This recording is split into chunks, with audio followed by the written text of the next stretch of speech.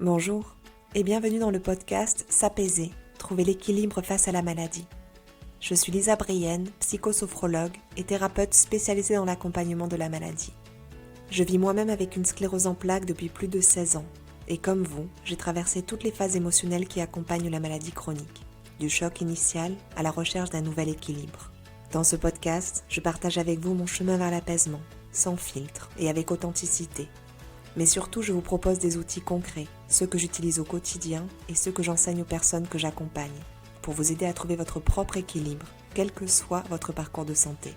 Alors bienvenue dans cet espace où votre expérience est comprise et où la sécurité émotionnelle devient possible.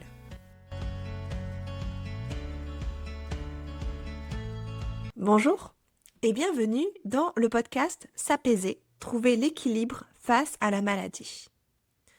Alors l'épisode d'aujourd'hui parle de la place que peut prendre la maladie dans notre vie.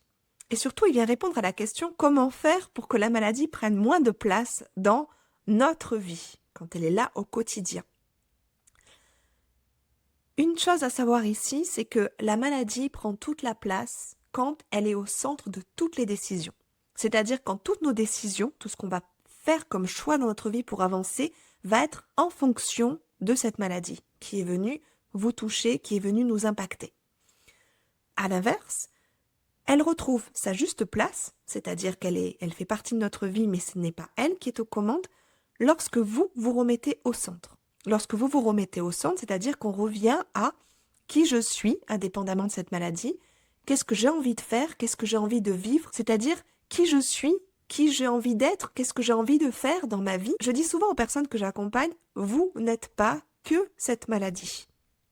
Et c'est vraiment très très important à saisir ici, c'est que quand on arrive avec vraiment une notion où la maladie prend toute la place, qu'elle est complètement dans notre centre, au centre de notre vie, il y a quelque chose qui vient presque se transformer d'un point de vue identitaire. Alors c'est difficile à entendre, c'est vrai, mais lorsque c'est « bonjour, je m'appelle un tel et j'ai ça », à un moment ou à un autre, ça devient complètement le point central, focus de notre vie.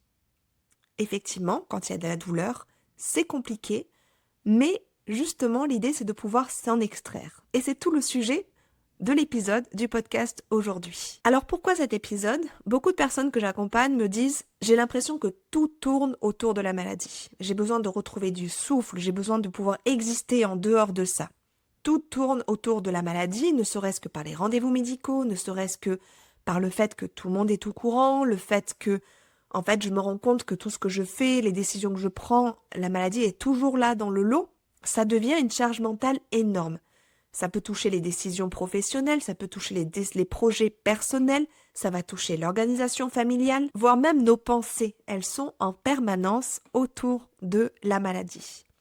Et progressivement, en fait, sans qu'on s'en rende compte, notre vie s'est entièrement organisée autour d'elle. Un petit peu, ça a rogné, c'est venu se faire petit à petit. Évidemment, c'est pas du jour au lendemain, même si parfois, dans l'espace, avec le choc qu'on a vécu, ça peut être le cas. Mais progressivement, nos décisions, on se retrouve de plus en plus restreints dans nos choix de vie. J'ai très bien connu ça, puisque à partir du moment où la maladie est arrivée, après l'annonce de ma sclérose en plaques, j'ai eu des périodes où la maladie était vraiment le filtre à travers lequel je regardais tout. Parce que j'avais tout le temps peur, parce que c'était, mais est-ce que je vais pouvoir faire ça ? Est-ce que je vais pouvoir voyager ? Est-ce que je vais pouvoir faire cette décision ? Est-ce que je vais pouvoir faire ce travail ? Est-ce que je vais pouvoir avoir des enfants ? Clairement, moi, en 2014, alors que ma maladie était stable, que j'étais bien, un autre neurologue, parce que le premier m'avait annoncé le fauteuil sous 2 ans, un autre neurologue m'a dit « Votre maladie est stable, est-ce que vous êtes sûr que vous voulez avoir des enfants ?» J'avais 26 ans, clairement, à ce moment-là. C'est en fait... C'est-à-dire qu'à 26 ans, je devais aussi réfléchir à est-ce que vraiment j'ai envie d'avoir un enfant ? Est-ce que je vais pas me mettre en danger si je veux en avoir un ? Il est sûr qu'avec ce filtre-là, on s'empêche de vivre, clairement. Et j'accompagne des personnes qui se sont empêchées de vivre, qui n'ont pas eu d'enfants, qui ont fait en sorte, qui ont restreint leur vie petit à petit. Mais concrètement, très souvent, ce qu'il y a derrière, c'est la peur. Alors dans cet épisode, vous allez comprendre pourquoi la maladie devient facilement envahissante, tous les mécanismes invisibles et inconscients qui la placent au centre, c'est-à-dire que ce n'est pas forcément un choix que l'on décide de faire en conscience, comment éviter l'hyperadaptation, Et on va parler aussi justement de comment remettre la maladie à sa juste place sans la nier. Évidemment, encore une fois, je ne suis pas en train de dire qu'elle n'est pas là. L'idée, c'est de ne pas faire comme si elle n'était pas là. Sinon, ça parle de déni et c'est pas non plus ce qu'on cherche à ce niveau-là. À la fin de cet épisode, vous aurez un repère clair pour prendre vos décisions, analyser ce qui est juste pour vous. Vous serez en mesure de faire une distinction essentielle entre l'adaptation saine, c'est-à-dire ce que vous mettez en place pour vous faire du bien, pour agir au juste équilibre pour vous, à l'inverse de je réduis ma vie parce que j'ai peur et j'évite tout pour ne surtout pas prendre le risque d'aller plus mal. C'est vraiment une juste nuance. Il y a la nuance entre je prends soin de moi et la nuance entre je ne fais plus rien, clairement. Et un outil mental très simple pour reprendre votre place. Le point 1 ici, c'est comprendre comment la maladie devient le centre de notre existence. Après un diagnostic, notre cerveau va passer en mode protection maximale. J'en parle dans les derniers épisodes, j'en parle beaucoup dans la notion du choc émotionnel dans l'épisode 2. Le moment où le diagnostic arrive et que le cerveau, il peut tellement pas prendre cette information qu'il va se mettre en état d'alerte complète pour survivre, pour continuer à avancer. Sinon, si on prenait de plein fouet pleinement conscience de ce que ça implique dans notre vie, on se figerait complètement, on ne ferait plus rien. C'est ce qui se met en place progressivement, mais sur le moment, vient cette période de latence, un petit peu de déni, où on se dit non, je vais continuer à avancer comme avant, hors de question qu'elle m'empêche de vivre comme avant, je continue. Le problème, c'est que souvent, ça joue un peu contre nous aussi. Donc l'objectif ici de notre cerveau, c'est d'éviter une nouvelle menace, et à chaque fois, il va mettre en place une question prioritaire qui va revenir, mais est-ce que ça, je peux le faire? Est-ce que c'est bon ou mauvais par rapport à ma maladie? Et c'est là où, quelque part, petit à petit, le piège se referme et la maladie devient la pièce centrale de notre vie. Parce que, évidemment, au départ, cette question est saine. Ça nous amène à une autre réflexion, une autre manière de fonctionner. Mais si elle devient systématique, au fur et à mesure, elle prend toute la place. Et elle va venir jouer sur nos décisions, nos désirs, notre évolution, nos choix, nos projets. Et ça, c'est fait et c'est construit uniquement par rapport aux risques qui pourraient potentiellement exister, arriver. Là, on est vraiment dans le stress par anticipation, dans l'anxiété par anticipation. C'est-à-dire que là, maintenant, tout de suite, il n'y a rien, mais on est déjà projeté dans l'imaginaire d'un futur qui potentiellement pourra arriver. Encore une fois, je vous dis ça, c'est important. Moi, à 23 ans, on m'a dit que dans 2 ans, je serais en fauteuil. Ça a été maladroit, vraiment très maladroit. Et clairement, si j'étais restée fixée et figée là-dessus, ben, je vivais plus. Si j'étais persuadée de ça. Encore une fois, j'en sais rien, ça aurait pu être possible. Mais j'ai choisi d'aller regarder autrement. Et il s'avère que j'ai eu raison puisque, au final, je vais bien. En plus de ça, pareil, en 2014, on m'a annoncé « Est-ce que vous êtes sûr que vous voulez un enfant ?» Aujourd'hui, j'ai une petite fille.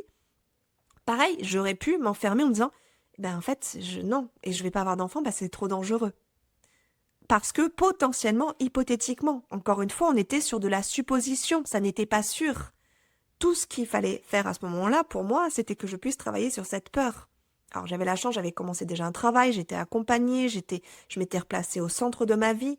Donc j'ai pu prendre toutes ces informations-là en pouvant avancer, en me mettant moi au centre. C'est difficile, franchement, clairement, c'est pas un travail qu'on peut faire seul, très souvent, parce que la peur prend toute la place et on va se remettre à raisonner uniquement avec la peur, uniquement de manière émotionnelle. Et à ce moment-là, clairement, on va pas se mentir, c'est impossible de prendre des décisions rationnelles et qui soient logiques. On est uniquement dans l'anticipation d'un scénario catastrophe. Si je dois faire une métaphore ici, imaginez le système solaire. C'est-à-dire que vous avez le soleil et tout gravite autour de ce soleil. Et bien c'est comme si vous avez la maladie et tout gravite autour. Votre travail, votre sphère personnelle, votre sphère amicale, vos loisirs, vos projets de vie. Il y a un point central et tout gravite autour de ça. L'idée c'est juste de changer de point de focus. Clairement. Parce qu'à partir du moment où on est dans ce point de focus, va se mettre en place une hyper-adaptation. Et c'est un piège très discret, une sorte d'auto-sabotage qui vient se mettre en place petit à petit. Les personnes qui vivent avec une maladie chronique vont vraiment développer une adaptation très puissante. Et ils vont savoir le faire. Ça va être très très doué. Le cerveau, il va savoir nous amener là-dedans. On va être dans un surcontrôle de notre rythme. On va être dans un surcontrôle par rapport à nos projets. On va être même... J'ai des personnes qui sont dans un... en plus, j'accompagne des personnes qui vivent ça, mais je l'ai clairement fait, moi, à un moment. C'était me coucher le soir à 9 heures parce qu'il faut vraiment pas que je sois fatiguée pour le lendemain parce que je travaille. Et vraiment, petit à petit, ma vie s'est restreinte. Je ne sortais plus, j'osais rien faire. J'étais angoissée à l'idée d'être fatiguée parce que j'avais compris que si je suis trop fatiguée, possiblement, il y aurait une poussée. Donc du coup, je contrôlais tout mon biorhythme, toute ma vie était contrôlée. J'étais aussi dans une suranticipation des symptômes. Je racontais dans des derniers épisodes à un moment où je passais mon temps à me toucher le corps pour être sûre que c'était ok, que là il fonctionne bien. Le moindre petit point, tout ce que je sentais, ça pouvait être potentiellement une nouvelle poussée. Donc j'étais en hyper alerte, en hyper vigilance, donc dans un état où le système nerveux était non-stop sollicité, ce qui fondamentalement épuise, crée de l'inflammation dans le corps, crée des tonnes de symptômes aussi qui ne sont pas forcément liés à la maladie, mais qui sont liés au stress. On est dans un état de stress chronique, vraiment, avec tous les effets délétères que ça peut avoir sur le corps. On va aussi, du coup, réduire nos exigences. C'est-à-dire que si on avait une carrière, des envies de travailler, d'avoir tel projet de vie, de faire tel métier, en fait, on va se retrouver à réduire de plus en plus notre sphère en disant « ça, je pense pas que j'ai le droit. Est-ce que je vais pouvoir faire ça? Est-ce que je vais pouvoir continuer à travailler dans ce travail que j'aime tellement? Est-ce que vraiment c'est intéressant pour moi de continuer? Peut-être qu'il vaudrait mieux que j'arrête tout. » Je me rappelle très bien, moi, au tout début, donc j'avais la vocation d'une carrière internationale, travailler en expatriation, etc. Et je me suis vue me dire, peut-être qu'en fait, je vais aller dans un travail de bureau et rester enfermée dans un travail où vraiment, quelque part, je travaille de 9 heures à 17 heures, il n'y a pas d'exigence et je fais un travail répétitif qui ne me met pas trop en stress. Vraiment, j'ai vraiment été dans cette réflexion-là. Heureusement que j'ai eu la ressource de pouvoir être accompagnée, de pouvoir apaiser cette partie-là pour me dire, en fait, non, continue à vivre. Ça a pris du temps, hein, je vous dis pas que ça s'est fait tout de suite. Encore une fois, c'est pas une question de personnes qui savent faire ça, qui sont fortes. Clairement, si j'avais pas été accompagnée et soutenue, si j'avais pas travaillé autour de ma peur, clairement, je me serais encore plus réduite que ce que je fais aujourd'hui. Vraiment, j'aurais pas eu cette vie-là. Parce que derrière, on est dans une vigilance constante, constante, constante, constante. Et vraiment, on se fait pas du bien à tous les niveaux. Et s'il y a bien quelque chose ici que vous devez retenir, c'est qu'on va finir par adapter sa vie, indépendamment de la maladie, on va finir par adapter sa vie à la peur bien plus qu'à la réalité. Je répète cette phrase, on adapte sa vie, on finit par adapter sa vie bien plus par rapport à la peur que par rapport à la réalité. Parce que la peur, elle est sur une anticipation d'un futur qui potentiellement pourrait exister. Et ça restreint énormément. Si je dois faire une métaphore ici, c'est un peu comme porter un costume trop serré. On sait que le costume, il va pas, mais on ne sait pas comment, et on n'a pas l'idée de se dire que peut-être qu'il faudrait qu'on l'enlève. Donc on vit en étant complètement contenu. Le point numéro 3 ici que je voudrais aborder, c'est le fait de réduire sa vie pour se rassurer. Parce que, en fait, si on réduit sa vie, on ne le fait pas volontairement, mais on a l'impression qu'en réduisant sa vie, alors on va pouvoir éviter d'être confronté à la peur, et donc du coup, ça va pouvoir nous rassurer, et donc d'éviter potentiellement le danger d'avoir la maladie qui s'aggrave. Ce que je vous ai expliqué dans le fait où je me suis dit, j'irai dans un bureau, dans un travail de bureau très tranquille avec des horaires 9h, 17h et je fais plus rien. Je voyage pas et j'arrête cette carrière qui était exaltante pour moi à ce moment-là. Mais il faut surtout pas que j'aille dans un travail qui demande trop d'énergie physique, qui me met trop loin de la France parce que ça peut être dangereux, qui me met trop en stress parce que ça peut être dangereux aussi pour mon corps. Donc petit à petit, c'était enlève tes rêves. Alors, je vous parle de rêves que j'avais à 23 ans, donc forcément, ça peut tout ça ne serait-ce qu'évoluer de par l'âge, mais c'était enlève tes rêves et surtout viens absolument vivre une vie, ce que je dirais, c'est platonique, mais platonique dans le sens où moi, elle me faisait pas vibrer à ce moment-là, mais qui surtout va éviter de me mettre en danger. Parce que, fondamentalement, pour le cerveau, ça, on est uniquement dans un système très inconscient, c'est que pour notre cerveau, qui dit moins de risques, dit moins d'angoisse pour lui, moins d'angoisse immédiate là maintenant. En fait, c'est un leurre parce que clairement, l'angoisse, elle continue d'être là et clairement, elle sera même encore plus là parce qu'on se coupe de la joie, on se coupe des désirs, on se coupe de nous, on se coupe des projets. Et donc, forcément, ce qui dit moins de joie, dit moins de liberté intérieure et donc dit plus d'angoisse, clairement. Donc, c'est un leurre, vraiment. C'est pas exactement comme ça que ça se passe. Parce qu'à la fin, on est dans de la frustration, dans une perte d'identité, on n'est plus relié à qui on est réellement, à nos désirs profonds, à notre être, et on se rétrécit au fur et à mesure. C'est ce que j'appelle un petit peu la prison dorée. Mais la prison dorée, elle est de moins en moins dorée, vraiment. Parce qu'au final, c'est un leurre de croire que ça va nous rassurer, qu'on va être mieux en agissant comme ça. Vraiment. La vie, ça appelle le mouvement. Et il y a des maladies comme la sclérose en plaques qui viennent réduire le mouvement. Donc si naturellement, au niveau du cerveau, on se conditionne et qu'on réduit notre mouvement, de là à ce que le corps suive, j'ai envie de vous dire parfois, hein, à réfléchir. Alors comment éviter que la maladie prenne toute la place ? Ça signifie pas de faire comme si elle n'existait pas, parce qu'elle existe, il faut prendre acte de cette nouvelle donnée dans notre vie. Ça signifie pas non plus de se forcer, de faire comme si elle n'existait pas, ou de se battre, parce que clairement, ça aussi, on s'épuise et c'est délétère, ça va pas nous faire du bien. Ça signifie pas d'aller contre son corps.